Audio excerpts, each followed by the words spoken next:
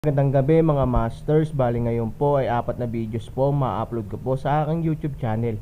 Tama nga mga masters, 4 na videos nga po ang ma-upload ko po. Yon, what's up mga masters? Nandito na naman tayo sa panibagong araw, panibagong kabanata na naman ang pagsasama-samahan natin ngayon guys.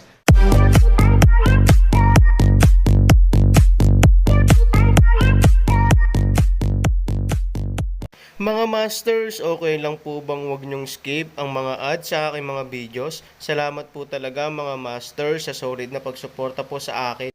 Bali mga masters, kung bago ka pa lang po sa aking YouTube channel, please click the subscribe button, lalong-lalo na po yung notification bell guys, para maging connected pa rin tayo sa isa't isa at maging updated kayo sa mga susunod ko pang video. Bali mga masters, bago natin umpisahan ng kwento ay mag-shoutout po muna tayo para sa mga solid nating tagapakinig. Shout out kay Ronald Gutierrez, shout out kay Rampino JR. Yun na nga mga masters, no? Bali hindi na ito patagalin. In 3, 2, 1, let's go!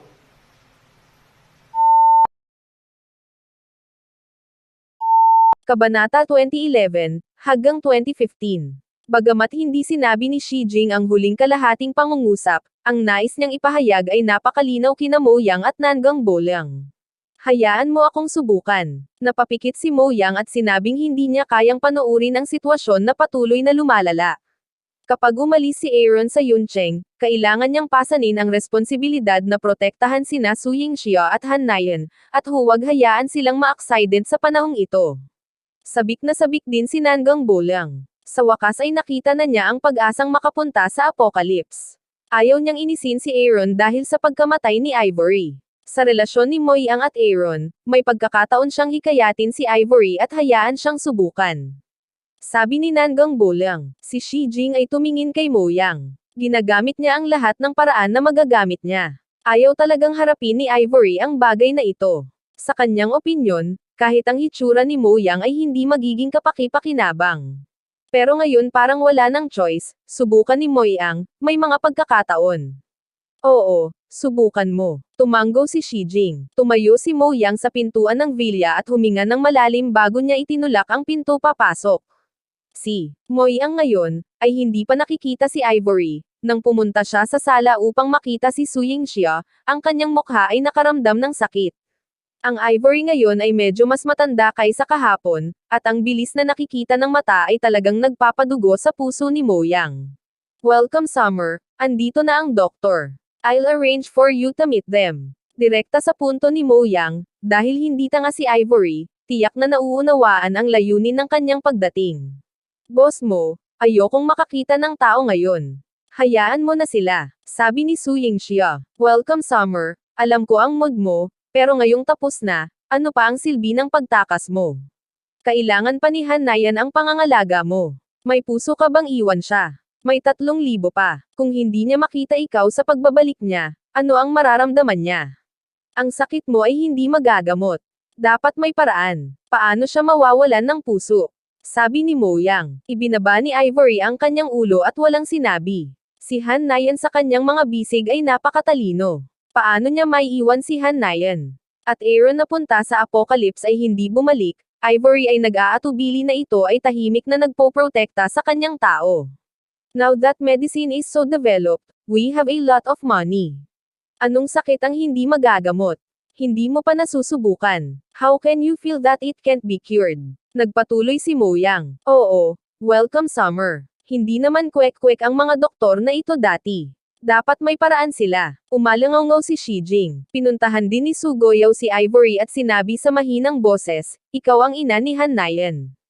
Kailangan niya ang iyong pangangalaga ngayon. Kung mayroon kang anumang mga problema, ano ang dapat niyang gawin? Mayroon ka bang puso na hayaang mawala siya ni Nianer nanay? Palihim na pinunasan ni Ivory ang isang luha, hindi niya kayang mawala si Han Nayan, mas marami ang hindi mawawalan ng Aaron. Hayaan mo silang dumating, sabi ni Ivory. Inilabas ni Mo Yang ang kanyang malas. Buti na lang at hindi ipinipilit ni Ivory. Kung hindi, hindi niya alam kung ano ang sasabihin para hikayatin si Ivory. Oo, aayusin ko agad. 3 hakbang ang paglalakad ni Mo Yang palabas ng villa. Hindi na makapaghintay si Nanggang Bolang na magtanong, how about meet you? Ayusin natin na umakyat sila sa bundok at makita silang lahat. Pagkatapos ay hayaan silang mag-usap ng solusyon at tulungan akong bigyan sila ng babala na kung walang solusyon, hindi nila gugustuhing umalis sa Cloud City, sabi ni Mo Yang. Ang isip ni Nangang Bolang ay mas mabagsik kaysa kay Mo Yang, at umaasa rin siya na ang Aaron ay maaaring mapunta sa Apocalypse, natural na mas marami ang ayaw ng aksidente kay Ivory. Huwag kang mag-alala, kung wala silang maisip na paraan, hindi ko sila pakakawalan. Sabi ni Nangang Bolang, ang Yondengshan Villa area sa panahong ito ay nagkaroon ng mga doktor, at ngayon ay may malaking bilang ng mga dayuhang sikat na doktor na dumagsa dito, na nagdulot ng matinding kaguluhan sa Yuncheng. Siyempre, karamihan sa mga tao ay maingat na tinatalakay ang bagay na ito ng pribado. Kung tutuusin, related ito sa Hillside Villa. Hindi sila maglakas loob na pag-usapan ito ng walang kabuluhan. Kung mayroon mang tama o mali na dulot ng bagay na ito, hindi sulit ang pagkawala. Matapos ang pagkabangkarote ng kumpanya, si Su Haichao ay naging isang ordinaryong tao. Ngayon siya ay nakatira sa kanyang sarili, na kung saan ay napaka-miserable. Si Su Haichao ay labis ding nag-aalala tungkol sa mga kamakailang kaganapan sa Yondengshan Villa area. Alam niyang may malubhang karamdaman ang mga tao sa Hillside Villa. Kung hindi, imposibleng magkaroon ng ganoong kalaking impluwensya at maibigay ang lahat ng mga sikat na doktor mula sa buong mundo. Haichao, alam mo ba kung anong nangyari sa pamilyahan? Si Su Yihan ay nagsusumikap pa rin upang makasal sa isang mayamang pamilya. Gayunpaman, kilalang-kilala sa Yuncheng na siya ay may masamang relasyon kay Aaron. Kaya naman, hindi lamang ang mga anak ng mayayamang pamilya ay maaaring mahalin siya, ngunit kahit na ang mga tao mula sa mga ordinaryong pamilya ay lumalayo kay Su Yihan sa takot na siya ay maging sanhi ng gulo. Baka si Ivory, o Hanayan ay may nakamamatay na sakit. Nakangiting sinabi ni Su Haichao na bagamat wala siyang pagkakataong tumalikod ngayon, handa pa rin siyang makita ang kasalukuyang sitwasyon ng Hillside Villa, na isang magandang pagkakataon na mahulog sa balon. Bagaman ang balita ay naharang hanggang sa mamatay, ang kalat-kalat na balitang ibinunyag ng mga lokal na doktor ay tila nagsasabi na si Ivory ay may sakit. Sa tingin mo, gaano ito malamang? Tanong ni Su Yihan. Siyempre, hindi ba't magkasakit si Ivory, isang asong babae? Hindi siya mababaliwala ng Diyos, kaya kailangan niyang tanggapin siya. Kinagat ni Su Haichao ang kanyang mga ngipin at sinabi na noong ang pamilya Su ay napakatalino pa sa nakaraan, siya ay nakasakay sa ulo ni Ivory upang tumae at umihi. Ngunit ngayon, si Ivory ay naging isang malaking tao, ngunit kailangan niyang magtrabaho sa construction site para sa kanyang buhay. Dahil sa pagbabagong ito, labis na hindi balanse si Haichao. Halos araw-araw ay isumpa ni Haichao si Ivory, kahit si Hanayan ang ganitong uri ng sanggol ay hindi bibitawan, sana makita ko siya. Gusto ko talagang malaman kung ano ang mali sa sinabi ni Su Yihan na may panghihinayang na wala siyang karapatang pumunta sa Hillside Villa.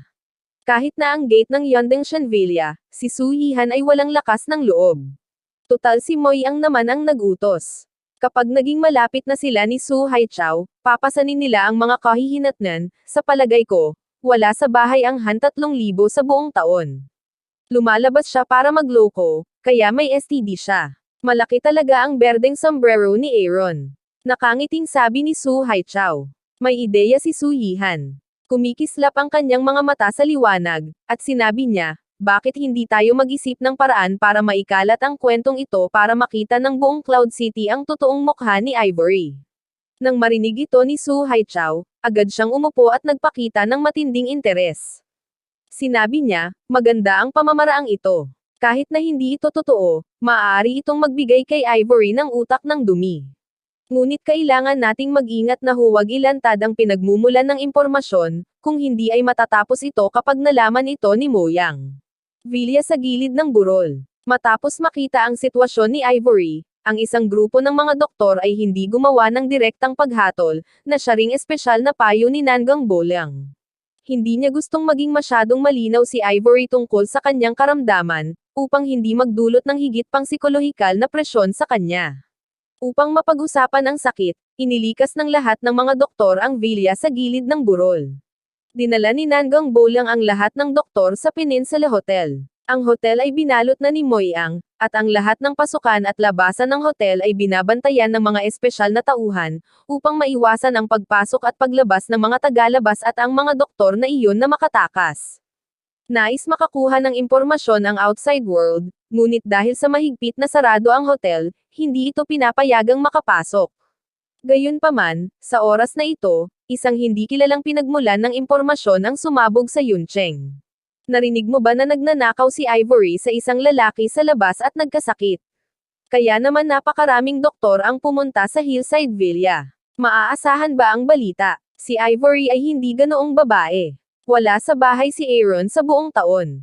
Karaniwan na sa kanya ang pagiging malungkot bilang isang babae. Sino ba naman ang walang pagnanasa? Anyway, medyo totoo ang balita. Kung hindi, bakit haharin dyan ang balita? Oo, kung hindi dahil sa makulimlim na sakit, paano ito malalaman? Ang ganitong mga komento ay mabilis na kumalat sa Yuncheng, at ang katotohanan na ang Aaron ay nahudwang ay ginawa ng maraming tao na lihim na nasisiyahan sa kanilang sarili. Bagamat si Aaron na ngayon ang supreme figure sa Yuncheng, ang kanyang asawa ay dumaranas ng maruming sakit dahil sa kanyang hindi kasiyahan sa kanyang pagnanasa. Ang ganitong uri ng buhay na biro ay nagpapasigla sa mga kumakain ng melon na makipag-usap ng may mataas na espiritu, at halos nagiging paksa ng libangan ng lahat pagkatapos ng hapunan. Shanji, nakaupo sa sala sina Tian Hongwei at Tian Changsheng. Maingat na sinabi ni Tian Hongwei, "Tatay, narinig mo ba na may sakit si Ivory?" Kumunat ang noo ni Chan Changsheng. Hindi niya alam kung sinong maldita siya. Maaari pa niyang ikalat ang ganitong uri ng paninirang puri kay Ivory. Alam na alam ni Chan Changsheng kung anong uri ng tao si Ivory, at madalas na pumupunta si Tian Lenger sa Hillside Villa. Halos araw-araw inaalagaan ni Ivory ang kanyang mga anak sa bahay. Paano niya nagagawa ang ganyang moral corrupt na bagay? At ang sakit ni Ivory, narinig din ni Chan Changsheng ang Tian Lenger na pagbanggit, ay hindi iyon aspeto ng sakit. Alam mo ba kung saan nanggaling ang balita? Tanong ni Tian Changsheng sa malalim na boses. Umiling si Tian Hongwei. Ngayon, alam na ng lahat sa Yuncheng na hindi madaling malaman ang pinagmulan ng impormasyon, at ang Tian Hongwei ay hindi nang ahas na makialam ng madali. Hindi ko alam, ngunit ngayon ang buong Cloud City ay nagsasalita tungkol dito, at maraming tao ang naniniwala dito. Sabi ni Tian Hongwei. Dapat malaman ni Mo Yang ang tungkol dito sa lalong madaling panahon, at tinatayang malalaman niya ang mga taong nasa likod ng mga eksenang nanggugulo. Talagang hindi niya alam kung ano ang gagawin. Ngayon ay nangangahas siyang magkaroon ng laban sa pamilyang Su. Araw maunlad na paghamak ng sabihin.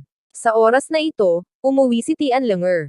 Nang makita ng mag-ama ang Tian Lenger, agad nilang itinigil ang pagtalakay sa bagay na ito. Kung alam ito ng batang babae, magagalit sila ng husto. Anong pinagsasabi mo? Paano ka titigil kapag nakita mo ako? Ang araw na espiritong anak ay nagdududa sa pagtingin sa dalawang tao upang magtanong ng paraan.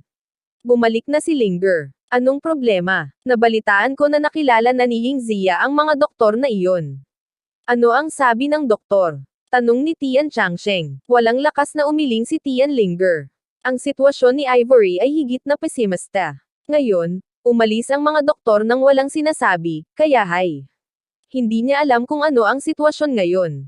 Hindi ako sigurado. Bumalik ang mga doktor sa hotel para pag-usapan ang kanilang karamdaman. Hindi ko alam kung may solusyon. Pagkasabi noon ay humiga si Tian Linger sa sofa. Nang makitang tumatanda si Ivory araw-araw, nalungkot si Tian Linger. Naisip pa niya na mas mabuti kung kaya niyang tiisin ang sakit ng mag-isa. Kung tutuusin, bata pa si Han Nayan, kaya hindi niya kayang mawala ang kanyang ina. Don't worry. In my opinion, there won't be any problem. Ang mga doktor na ito ay kilala lahat sa mundo. Dapat may paraan sila, sabi ni Chan Changsheng. Lolo, anong pinag-usapan niyo? Paanong hindi malalaman ni Tian Lenger, nakakaiba, na sinadya ni Chan Changsheng na baguhin ang paksa ngayon? Nakatingin sa pag-iwas ng dalawang tao, umupo si Tian Linger at sinabing, ano bang problema mo?